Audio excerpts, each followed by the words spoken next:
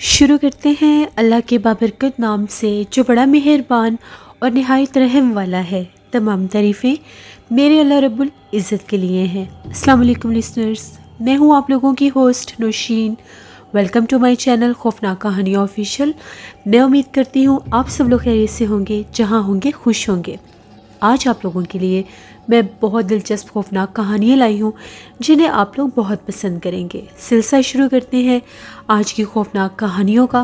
बढ़ते हैं आज की पहली खौफनाक कहानी की तरफ। ये खौफनाक कहानी आसिम शेयर कर रहे हैं स्पेन से। आसिम कहते हैं मैं पिछले 25 साल से स्पेन में हूँ और आज आपके साथ अपनी ज़िंदगी में पेश आने वाली एक बहुत ही ज़्यादा डरावनी कहानी शेयर करना चाहता हूँ। ये बिल्कुल स्टार्टिंग की बात है जब मैं स्पेन आया था। यहाँ पर मेरे पास कोई काम नहीं था। 5-6 माह गुजर गए। मैंने बहुत स्ट्रगल की तो मुझे एक कंपनी में जॉब मिली। वो कंपनी जो थी प्राइवेट कंपनी थी और उनकी जो प्रोडक्ट थी वो हमें डोर टू डोर जाकर सेल करनी होती थी। हमें एक मखसूस टारगेट दिया जाता था जो हमें पूरे एक दिन में कंप्लीट करना होता था। मेरा अभी 2 से 3 दिन ही गुजरे थे इस जॉब में। मेरे पास कोई और ऑप्शन नहीं था तो मुझे ये जॉब करना ही था हर सूरत।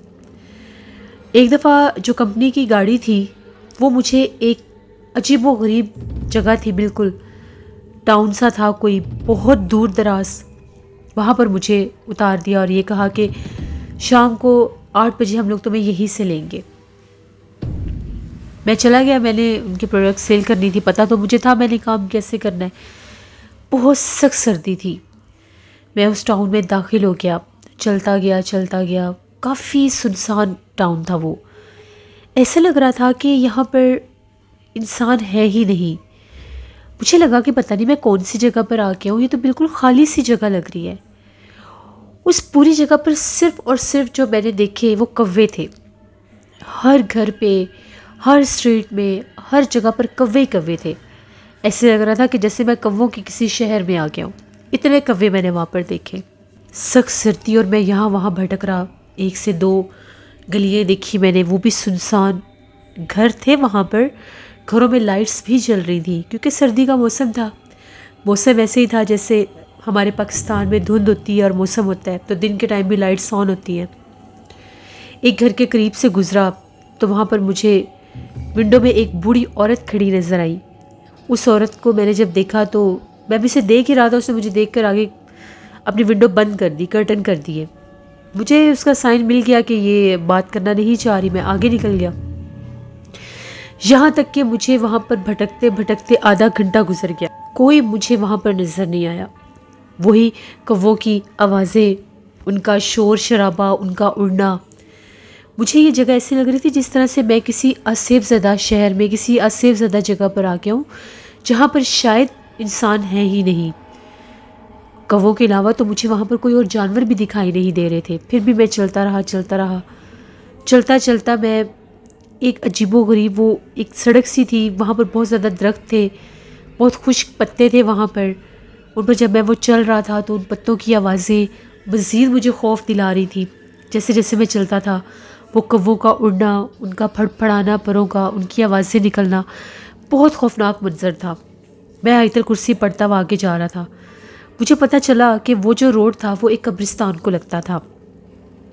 बहुत बड़ा कब्रिस्तान था वो, और उस टाइम वो कब्रिस्तान भी बिल्कुल सुनसान था और हल्का हल्का सा धुआं जैसे कब्रिस्तान में होता है वैसे वहाँ पर फील हो रहा था। जैसे मैं वहाँ पर खड़ा होकर देखने लगा तो वहाँ पर मुझे ऐसा महसूस हुआ कि जैसे उस कब्रिस्तान के बिल्कुल दरमियान में करके जैसे कोई चर्च है। मुझे चर्च लगा वो। मैं चलता चलता उसके करीब चला गया कि जाकर देखता हूँ यहाँ पर, शायद यहाँ पर मुझे कोई नज़र आ जाए। जाकर देखा तो वहाँ की लाइट्स ऑन थी। अंदर जब मैंने दस्तक दी, नॉक किया तो वो दरवाज़ा किसी ने खोला नहीं, कोई रिस्पॉन्स नहीं दिया। मैंने 2 से 3 दफ़ा कोशिश की, फिर मैंने दरवाज़ा पुश किया तो खुल गया। अंदर झांक कर देखा तो वो कोई चर्च नहीं था। वो ऐसे लग रहा था जैसे कोई पुराना सा घर है। वहाँ पर कब्रिस्तान में एक घर का होना मुझे बहुत अजीब लगा कि इसका यहाँ पर क्या मकसद है, ये यहाँ पर क्यों बनाया गया है। क्योंकि चर्च जो होते हैं उनके तो वो देखते साथ ही पता चल जाता कि चर्च है, वो चर्च नहीं था। मैंने आवाज़ दी, बाकायदा वहाँ पर लाइट्स जल रही थी, कोई मुझे आवाज़ नहीं सुनाई दी। मैं अंदर चला गया।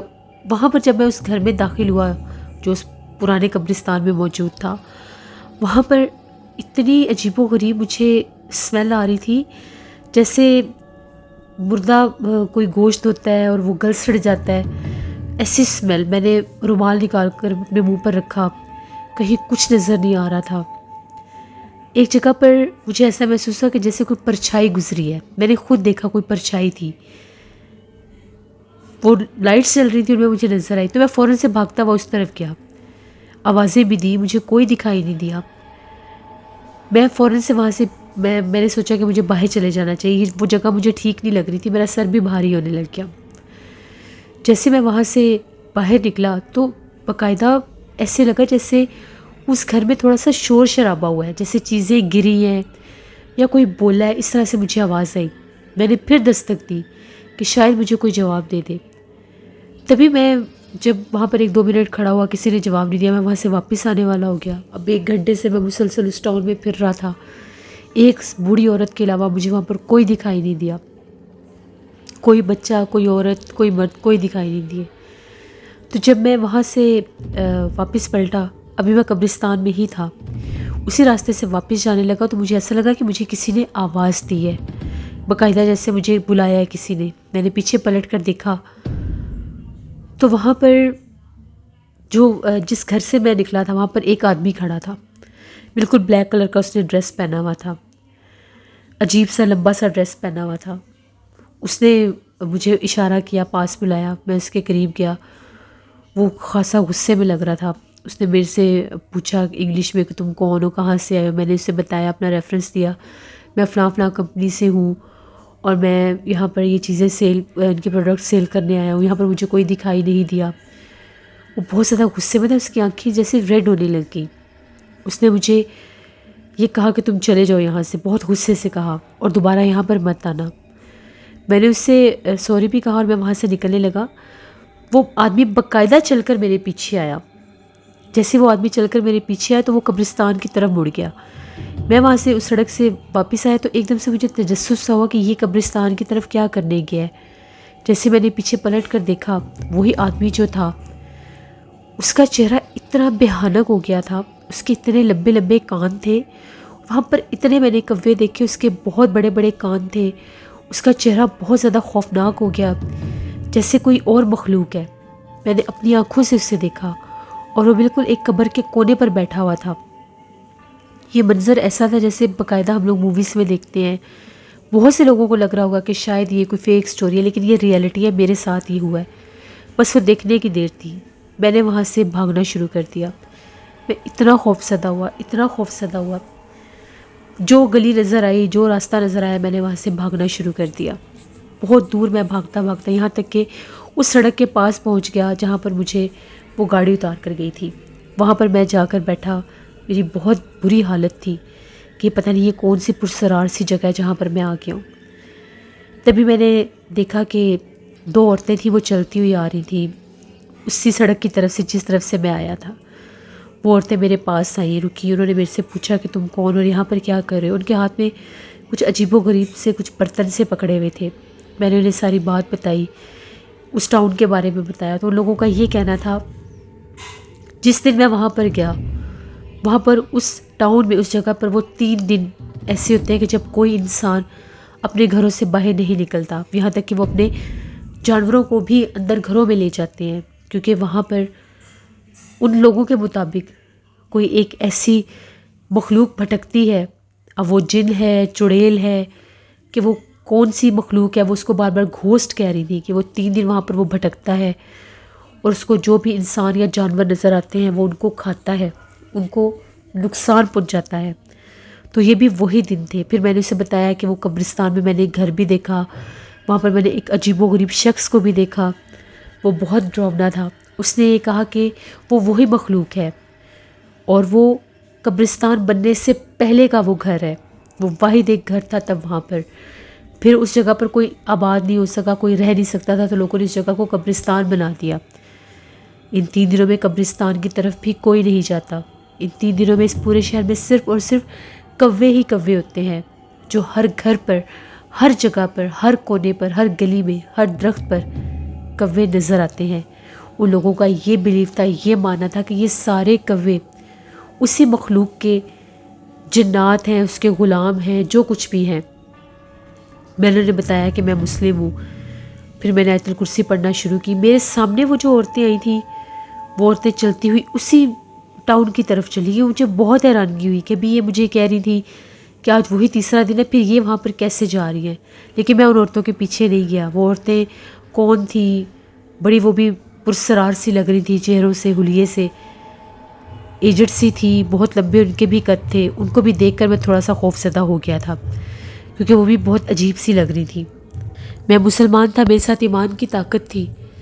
आयतुल कुर्सी पढ़ता गया मैं, अल्लाह से मैंने मदद मांगी, तो अल्हम्दुलिल्लाह उस मखलूक ने, उस जिन ने, वो जो भी मखलूक था, उसने मुझे कोई नुकसान नहीं पहुंचाया और मैं बखैर आफियत वहाँ से वापस आ गया। सारा दिन मैं वहाँ पर बैठा रहा। जब गाड़ी मुझे रिसीव करने आई तो मैंने उन्हें सारी बात बताई। वहाँ के कुछ नेटिव लोग थे, वो जानते थे इस जगह के बारे में। उन्होंने ये बताया कि ये सच कह रहा है, ये झूठ नहीं बोल रहा। फिर ये बात कंपनी में भी पता लगी, तो उस दिन मेरा उसमें फ़ॉल्ट नहीं निकला, क्योंकि मैंने अपना काम पूरा किया था।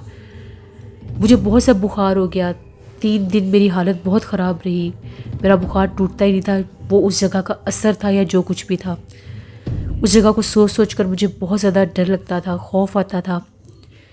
जब मैं वहाँ पर शाम तक बैठा रहा, क्योंकि मेरे पास कन्वेंस नहीं थी, मैं वापस जा नहीं सकता था, रास्तों का पता नहीं था। उस शहर से अजीबो गरीब आवाज़ें आती थी, उस टाउन से।